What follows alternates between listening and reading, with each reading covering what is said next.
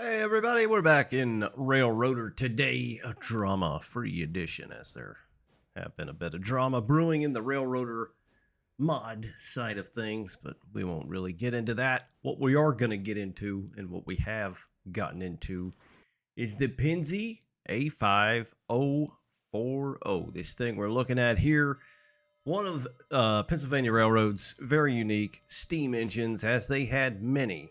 Built 1916 to 1924 at, of course, the Juniata shops in Altoona, PA. Total produced being 47 units. Now, this 040 had 50-inch drivers with a 185 psi boiler pressure, pushing a massive, for its size, 30,000 pounds of tractive effort. Mighty Mouse, Little Big Chungus, as we'll affectionately call it. But a lot of railroads in the second decade of the 20th century gave up on the 040s, as they were seen to just be too small for switching duty.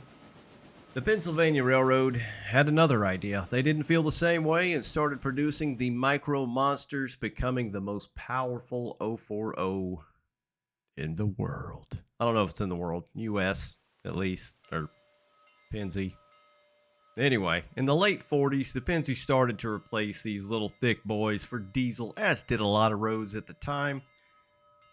Alas, the number 94 was saved, preserved, and is on static display at none other than the Strasburg, Pennsylvania Railroad Museum. And here comes the four words that so many of you hate to hear. This is a mod. This is indeed a mod. Again, not really going to get into the stupid, ridiculous drama going on within the modding side of Railroader. But thankfully, a lot of the actual rolling stock mods don't require some software from some individuals that might need their head checked. I don't know. We'll just leave it at that, trying to keep it nice and short and sweet and simple. Anyway, easy to install as usual. Unity Mod Manager, Asset Loader. That's it. It's in the game. You're ready to go. So rolling stock for now, thankfully, is very safe within Railroader. As per usual, this is where you can find the mod on Nexus.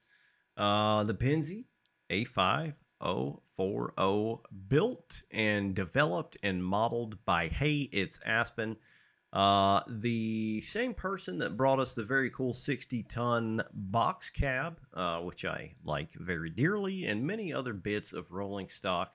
So this isn't their first rodeo, to say, and you're going to get three options, or three tender options with this locomotive anyway. I'll link down below under the video where you can go and find this thing as per usual as well, but this is where you're going to find it. It is, again, a mod, and it is free, and it's easy to install. All right, these big little chonkers. Let's take a look at them in your roster offerings. We'll go ahead and hit Shift Tizzle, or Shift T. I don't remember if I think I put it in Sandbox just to look at these. We'll take a look here. Let's see. Quabammers. There we go. So this is the A5 with the standard tender, which we have here in the foreground. 30,200 pounds tractive effort, very small curve radius, so perfect for snowbird paper, the Alarka branch, or any map mods. If you have map mods with Massive Industries that you are still able to use with map mods. I don't know where I was going with that. Weight empty, 58,500 pounds. Holds 7.6 tons of coal and 5,700 gallons of water. So pretty good sized tender on this puppy to begin with. The price is $11,000, and that's really nice. It kind of fits right in between the S51, the 080 with 51,000 pounds tractive effort, which is priced at $25,000, and the S23, yeah, the 060, which is 23,000 pounds tractive effort, which is $9,700. So it kind of slots right in there, even though it is an 040. pay that no mind because this thing can pull. Also, the 3 tender variants are all the same price, which is nice as well. This is the first or standard tender variant here. The one in the middle is labeled the Shop Extended Bunker. This one actually holds... Wait, no. This is the Shop Extended Bunker right here. This one actually holds, I think, 8.3 tons, so a bit more. Same amount of water. All 3 of these tenders are going to have the same capacity as far as water. And then the extended Super Duper Mega Chungus Extendo 5000 bunker holds 9 tons of coal. So if you do have this thing working switching duties around whatever industry, or hell, just taking trains up and down the line, it could definitely handle it. I'd like to kind of do a little test, see if it could at least get from Silva to Bryson or Lark without having to refill. I would guess probably yes, of course, depending on what it is pulling. So you've got 3 variants, which is pretty darn cool. So again, with the modeling, it looks very apropos. I love all the copper piping bits on here. That's nice to see, and the brass bits as well. Just kind of little extra finishing touches on there, which look very good. It's got the very unique for the A5 firebox right there on the ass end of the boiler, which looks pretty unique. You can see it a lot better from kind of this angle or a bit up top. It's just kind of flat. It's just a lot of room to make a lot of power, essentially, for these little things. Lights, as per usual, look good. You got your number boards. The markers, work just as they do with a lot of these mods. Coupler, same deal. This goes with the Lego Man library of stuff you can do, so you can change the colors of the drivers, the bands on the boiler, the grab irons, like on the one I'm actually using on the other side of the map, I've got yellow grab irons for safety, so you can actually see them. You can change all kinds of stuff on these, which is kind of nice, not gonna lie.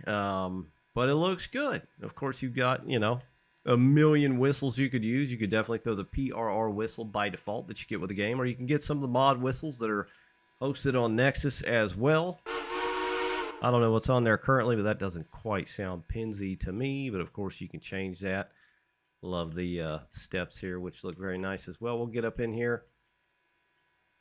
Oh, very nice. The tender looks great. Love seeing the carriage bolts on the tender as well. Just gives it a little bit extra pop on the 3D model. Got your water hatch as well. This thing is tip-toppy. Got your steps down here so you can work on that leg day when you're on the back doing some switching duties, being a brakeman or whatever the hell. Of course, the rear light should work as well as it does.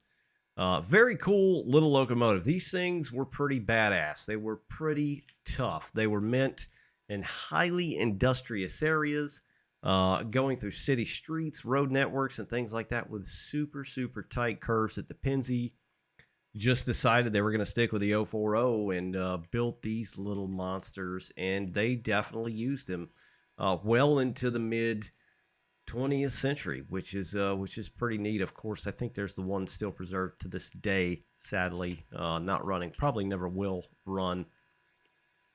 But these things are cool. It's cool to have. Definitely something that you can use within the game. For some of you purists, I ain't mad at you. I'm kind of a railroader purist.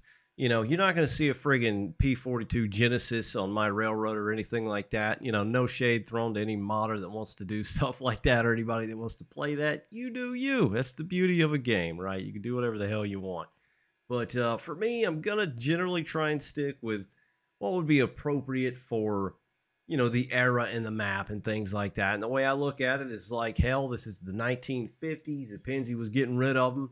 And my little railroad here in Western North Carolina decided they were going to buy one of them and put it to use, and that's damn sure what they did. And, of course, I've got 3 here on display, but I do have one that's actually doing some work in the middle of the map near Bryson. But the interiors are modeled as well. Let's go ahead and hop on inside. This one has a shovel that's modeled on there as well. I don't think it's on the standard size tender. Yeah, it is not. So there's not a shovel. I don't know if it's supposed to be like that or not, but this one does have a shovel, which is pretty cool. A lot bigger tender. You can't see over that bad boy naturally. We'll go ahead and hop in this one. 3 for 3. Last but not least, this one doesn't have the shovel either. So this is like the mid range, and then this is the top. The tippity top. Yeah, I don't know where I was going with that either, but let's get inside. It's got some nice opening kind of bay doors. You can open one at a time. Wham, bam. Got your diamond plate on there. Open your firebox door. Very nice. Of course, you sit appropriately. You can get in and out of the actual locomotive, which is nice. I know some mods kind of have some issues with things like that, but luckily you can get in and out of this one. The windows open as well as the front doors. You've got your hatch up top. And pretty much everything is modeled on the inside as per usual for Railroader as well, which is nice. But I just laid the 3 out here so we can take a look and see what's what. Let's go actually run one with some tonnage. All right, peoples, we are sitting just on the bottom of the grade, just outside of Hemingway. So we're a bit west of Bryson. So Bryson would be to the left of the screen and Hemingway to the right. And as a lot of you know, this is where there is a bit of a grade, some of the more serious grades that take place on the Railroader map. But I've currently got 52 cars in tow. They are all empty box cars, just a myriad of box cars, sitting just shy of 1,300 ton at 2,224 feet. Let's see if she can do it. Let's go ahead and pull that train brake off. It will take a moment. Throttle, we might as well start at a hundo. I don't think she'll have any problem at all. Go ahead and bleed some steam.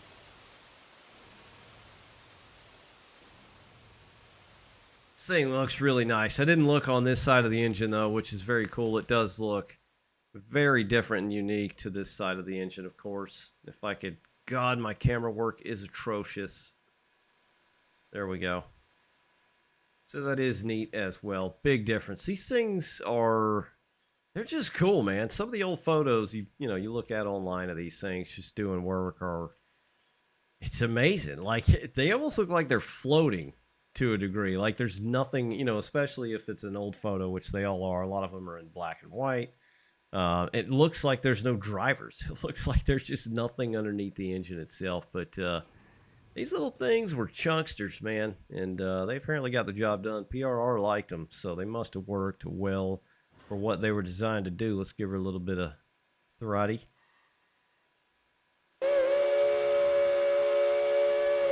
Okay, a little more. Brake's still coming off, though, so she's still gripped up a little bit. We got a few PSI to shed.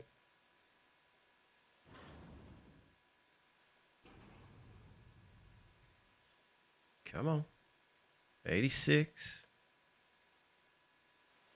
We're getting there. We're just seeing if she could pull. I mean, of course you could do whatever you wanted within the game with any engine. But this is obviously a switch engine, an 040. So wherever you could put this thing, I mean, you could throw it up at the damn coal mine, up at the copper mine, the copper branch or the Alarka branch, the, Snowbird paper area, Silva paperboard, and have absolutely no issues. I mean, you could be tier 5'd out of your mind, and you most likely wouldn't have any issues. I do kind of remember running into some trouble with the 080 that I had at Snowbird and in my other save. But I don't know. We'll see. So we got the cutoff all the way forward. Throttle's at 80%, and she be creeping. Creep it, big girl. Big little girl. Mini chunk. There we go. There we go. So see, we're just over the river. Just back here. So this grade right here is pretty sketch. And then it's probably one of the worst ones until you get back down into, as you can see, I don't even have it built, but like the red marble, obviously, down into Nanahala. And then on into Andrews. All the way forward and wide open. Watch these gears do their thing. The gears are animated nicely, as is the cutoff. We'll play with that a little bit here.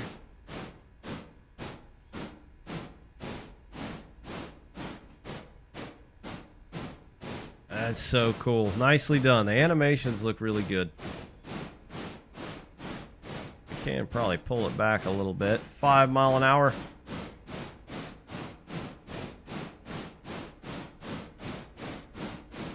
Yeah, this thing is having no trouble at all. You know, why you would be carrying a 52 car cut of empty box cars up towards Hemingway, I don't know. But we're doing it. It's just kind of a test. But it dang sure works.